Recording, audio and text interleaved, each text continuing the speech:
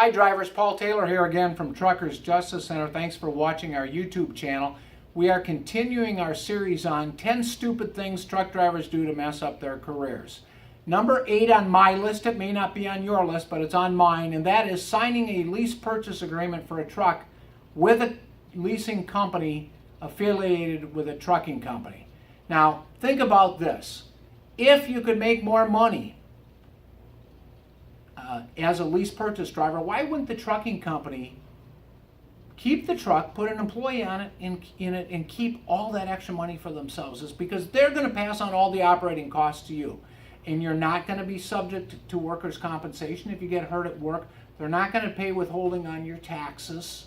You're going to owe the payment if your grandma dies and you want to go to the funeral, or your wife gets sick and has cancer and you got to go home for a month. You owe the truck payment. If the truck goes into the shop for a major engine overhaul for 3 weeks, you owe the truck payment. You pay, you pay, you pay. You almost never make much of any sort of money, and rarely do I ever talk to a driver who makes money on his lease purchase and ends up owning the truck. Now, I think that probably there is a rare case, or those drivers who tell me they've actually owned the truck are liars. But I do not believe it's a wise business move. Now, why does it mess up your career? Well, several reasons. First of all, you end up in debt. And some of these lease purchases that are not walkaway leases, the trucking company will come after you and sue you for the balance of lease payments, which might be $60,000, $70,000, $80,000. And that's a black mark on your credit report, and you'll never own a truck then, and you may never own a home or a car that you can finance. The other thing is there's very short duration of these lease purchases.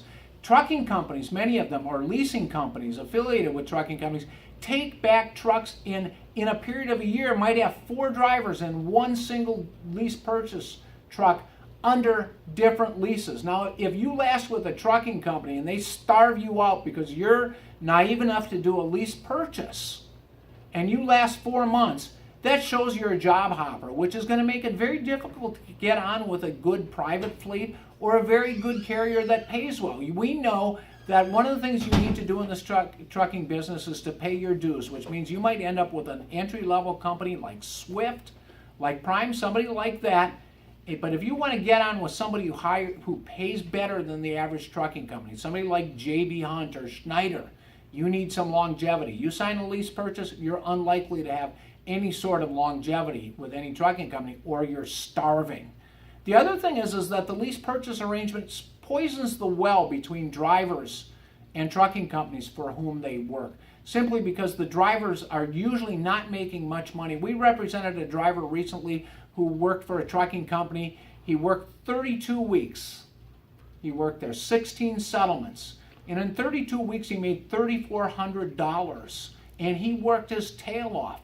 And he had the truck leased from Quality Leasing. He made almost no money. He was making about $108 a week.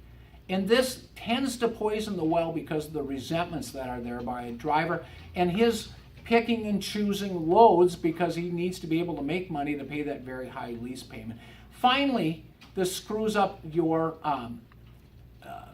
career because it can affect your DAC report.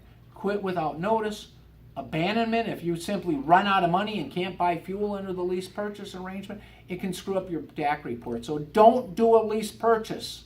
I'm a preacher on this. I'm a zealot on it. Don't do a lease purchase arrangement sponsored by a trucking company. They almost always go bad. You don't want to mess up your career. Thanks for watching.